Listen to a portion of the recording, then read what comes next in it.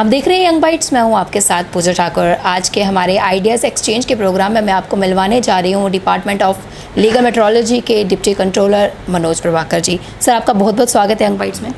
नमस्ते पूजा जी। सर, अगर आपके यहाँ तक के सफ़र की बात की जाए, किस तरह का रहा, और जिस तरह से डिपार्टमेंट ऑफ लीगल मेट्रोलॉजी की बात की जाए तो किस तरह से ये डिपार्टमेंट काम करता है? लीगल मेट्रोलॉजी जो डिपार्टमेंट है, इसको पहले वेटसे मेयर के नाम से माना जाता था। तो 1961 में it was establish in Jammu and Kashmir.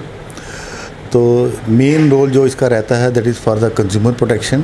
Initially जो इसका रोल था that was limited towards the authenticity of the weights and measures which are available in the market, but later on with the passage of time, the new enactments, new legislation, new scope were incorporated in the act, and the sphere of the department was increased.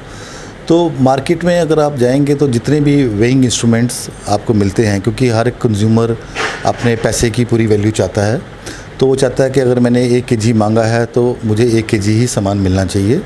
तो उसके लिए department का role आता है कि जो जिस machine पे या जिस इंस्ट्रूमेंट से वो चीज़ में पेमेंट होती है तो वो ऑथेंटिकेट हो, उसको प्रॉपरली उसकी वेरिफिकेशन हुई हो, उसके डॉक्यूमेंट्स दुकानदार के पास अवेलेबल हों, और जो मशीन है उस पर एक निशान लगा हो जिससे कंज्यूमर को ये पता चले कि ये मशीन वाकई ठीक है और जो मैं चीज़ ले रहा हूँ वो मुझे पूरी क्वांटिटी में मिल रही है।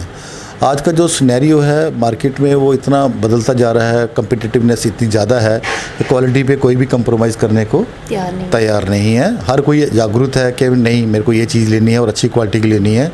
तो एक हल्का सा कोशिश होती है डिसीव करने की कंज्यूमर को, वो मेजरमेंट को लेके आती है।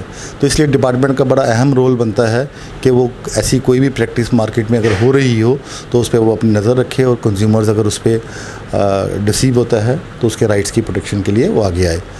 तो आहिस्ता आहिस्ता इसके बाद ये हो गई उसके वेट्स एंड मेजर्स को लेके। बाकी जो आजकल आप देखें कि पूरी मार्केट जो है that is flooded with package goods. तो पैकेज गुड्स में जहाँ पे कंज्यूमर्स अवेलेबल नहीं होता मौके पे, ना ही उसके सामने वो जो वस्तु होती है वो पैक होती है, ना ही उसको पता होता है कि इसके अंदर क्वांटिटी कितनी है, उसमें डिपार्टमेंट को जो रोल है वो बड़ा इम्पॉर्टेंट है कि वो एक गारंटी देता है कंज्यूमर को कि ये चीज़ अगर इस डब्बे में 1/2 kg या 1 kg या 2 kg या चावल का बैग है 10 kg का, तो अगर वो इस पर भरा हुआ है तो यू कैन टेक, क्योंकि इसमें 10 kg ही नेट क्वांटिटी है। कहीं ना कहीं पूरा प्रॉपर चेक किया जाता है। नेट कंटेंट चेकिंग तो हमारी हर वक्त चलती है, that is our main role के। और साथ में जिस मैन्युफैक्चरर ने या जिस पैकर ने उस चीज़ को पैक किया होता है उसका पूरा एड्रेस उस डिब्बे पे होना चाहिए, तो उस पैकेट पे होना चाहिए, ताकि कंज्यूमर को पता चले कि ये जो पैकर है ये है कौन है। उसकी अगर उसको कल को उसके कोई कंप्लेन करनी है तो वो किसको करेगा, जाके मैन्युफैक्चर को। तो अब जो रिसेंट अमेंडमेंट्स हुई तो उसमें उन्होंने बोला कि नहीं, there should be also a helpline number for the consumers on the all packets. तो आप देखोगे अभी जो पैकेट्स मार्केट में आ रहे हैं उस पर कंज्यूमर हेल्पलाइन नंबर एड्रेस है, ईमेल भी होनी चाहिए, ताकि कंज्यूमर को ये सहूलियत मिले कि अगर उसको किसी मैन्युफैक्चरर से कॉन्टैक्ट कर रहा है, अपने ग्रीवेंसेस को बताना है, तो वो डायरेक्टली उसको कन्वे कर पाए। इसके साथ साथ जो पैकेज्ड गुड्स आते हैं मार्केट में, जो हमारे स्टेट में पैक होते हैं, उनके लिए हम रजिस्ट्रेशन सर्टिफिकेट इशू करते हैं। We consolidate the data also. हमें पता होना चाहिए कि हमारे स्टेट में कौन कौन मैन्युफैक्चरर है और वो पैक कर रहा है। उसके ऊपर उसकी पैकिंग डेट होनी चाहिए, उस चीज़ की आइडेंटिटी क्या है, कंज्यूमर तो है नहीं वहाँ पे, वो चीज़ तो डब्बे में बंद होगी। तो वो हम बताते हैं, जैसे आप फ्रिज लेने गए तो उस पर कितनी उसकी कैपेसिटी है, उसकी डायमेंशंस क्या हैं, उसकी लेंथ ब्रेड्थ क्या है, क्योंकि वो डिब्बा तो पैक है। तो वो जो डायमेंशंस को मेजरमेंट है that is granted by the legal metrology department across the country, because the act is also central, जो पैकेज कम्युनिटी रूल्स को गवर्न करता है।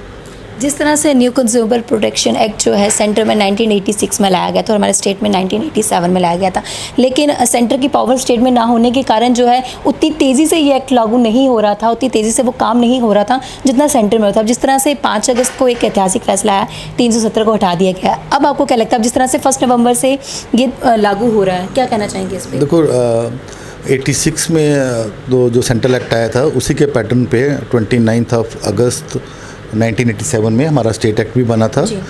Till now we were working under that guideline, जो वो act था हमारा।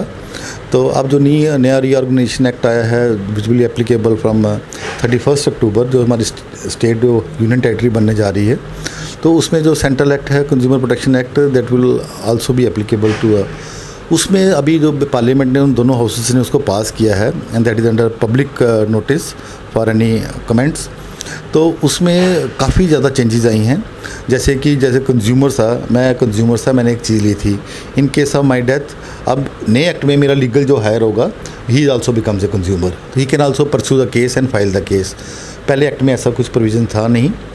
दूसरा हमारा आप देखेंगे कि आजकल लोग प्रेफर करते हैं कि ऑनलाइन शॉपिंग ज़्यादा करें, तो नए मार्केट में ट्रेंड्स आ रहे हैं, वेबसाइट्स फ्लोट हो रही हैं, कंज्यूमर डरा हुआ होता है कि क्या मैं इससे अगर मैंने कोई चीज़ पैसा ट्रांसफ़र किया तो क्या मेरे पास ये चीज़ वापस पहुंचेगी भी नहीं पहुंचेगी, अगर पहुंचती भी है क्या जो मैंने मंगवाई है वही आती है नहीं आती। तो lot of complaints were coming. हमारे जो पैकेज कम्युनिटी रूल्स में थे उसमें भी हमने सेंट्रल गवर्नमेंट ने उसमें काफ़ी अमेंडमेंट्स की हैं ऑनलाइन को लेके, that is known as e commerce.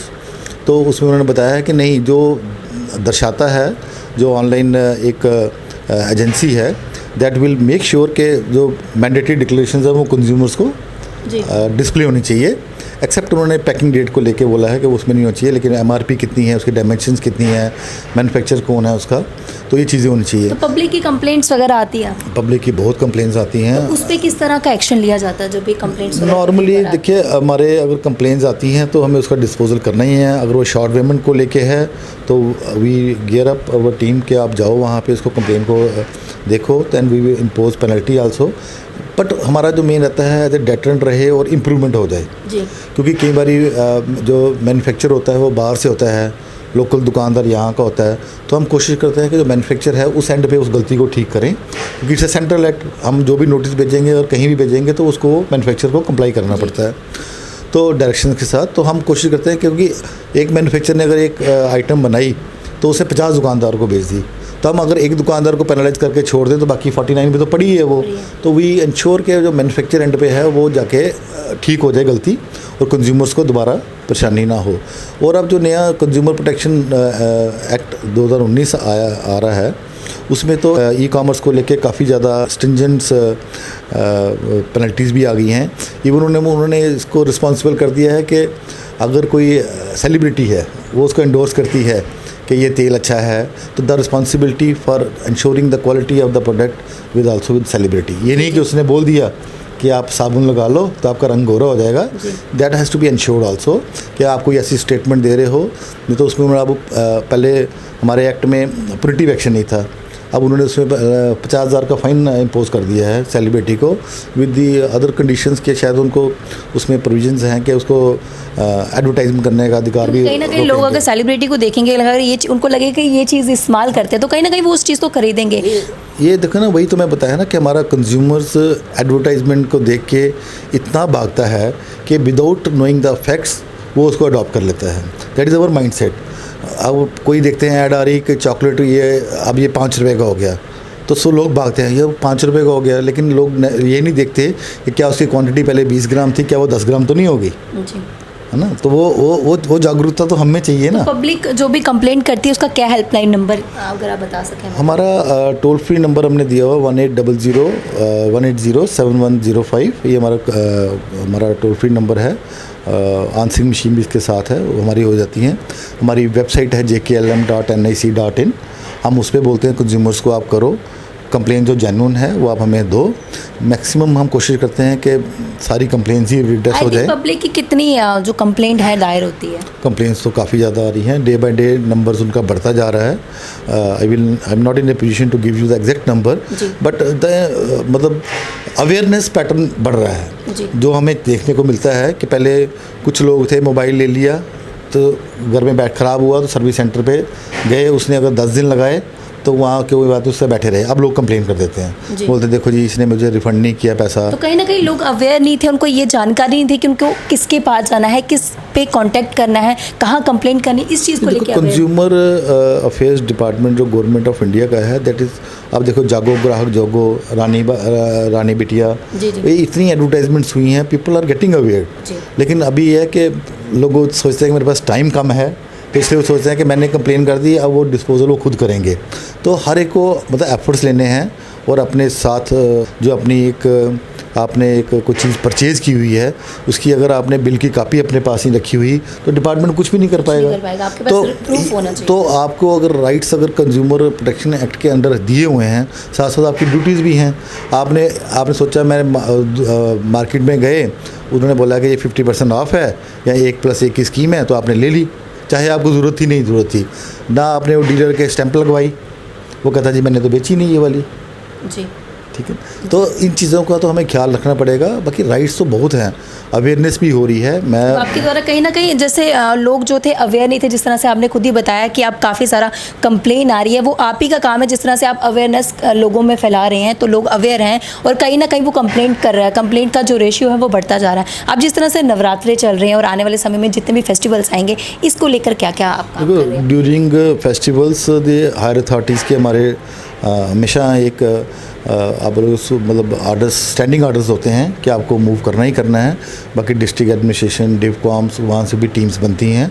We go in a team also for market checking. जहाँ पे हमें लगता है जैसे अभी दीपावली आने वाली है तो उसमें इंपोर्टेड खिलौने काफ़ी मार्केट में आते हैं, तो हम ये देखते हैं कि क्या वो ग्रीन चैनल से आए हुए हैं, क्या उनके ऊपर का बच्चे की एज जो यूज़ कर सकते हैं उस पर लिखी हुई है नहीं लिखी हुई, क्या उस पर MRP पूरी लिखी नहीं लिखी, रेट्स वगैरह बुरे उस पर है नहीं है। इलेक्ट्रिकल गैजेट्स आप बहुत यूज़ करते हैं, तो हम कोशिश करते हैं अवेयरनेस करने की कि जो कंज्यूमर है वो ISI मार्क्ड ही यूज़ करे, क्योंकि अगर आपने एक लड़ी लगा दी और उसको आपने प्लग में इन कर दिया तो वो तो पूरी लाइन को अगर आप फ्यूज़ कर देगी आपकी, तो आपको नुकसान कितना हो सकता है, आग भी लग सकती है। तो ये इस चीज़ों की अवेयरनेस तो हमें खुद देखनी है सारी वहाँ पे कि जो फेस्टिवल्स आ रहे हैं उसमें, क्योंकि डिमांड इतनी ज़्यादा बढ़ जाती है और मार्केट में इतनी चीज़ें आती हैं कि कंज्यूमर्स ल्यूर होकर उनकी तरफ भागता है। तो लेकिन मैं आपके माध्यम से सभी को बोलूँगा कि आपके ये पैसे हैं, ये आराम से इसको ख़रीदें, ये मैं आपकी ही कमाई हुई पूंजी है। तो आप जब भी कोई चीज़ परचेज़ करो तो आप उसके मैन्युफैक्चर का नाम देखो, क्या देखो वो क्वालिटी उसकी प्रॉपर ठीक है या नहीं है, क्या उस पर मैन्युफैक्चर डेट है या नहीं है। तो इन चीज़ों का अगर आप ध्यान रखोगे, उसका जो उसने बिल दिया है उसको संभाल के रखोगे, और अगर डीलर से ख़रीदा है कोई चीज़ उसकी स्टैंप उसकी लगी, इन छोटी छोटी चीज़ों का अगर आप ध्यान रखोगे तो आपको कोई भी दुकानदार आपको ठग नहीं पाएगा और कहीं भी आप अपने आप को चीट नहीं महसूस करोगे। Thank you so much sir, हमें कीमती जानकारी देने के लिए। जो भी व्यूअर्स देख रहे हैं जिन्हें नहीं पता हो वो भी अब कंप्लेन, अगर उनको कोई भी प्रॉब्लम होगी तो वो जो नंबर आपने कॉन्टैक्ट नंबर दिया उस पर कंप्लेन कर सकते हैं। हमारे माध्यम से जो भी दर्शक देख रहे हैं, क्या एक अवेयरनेस भरा मैसेज आप उन्हें देना चाहेंगे? मैं हमेशा कहता हूँ कि जो अवेयर्ड कंज्यूमर है he is an asset to our society.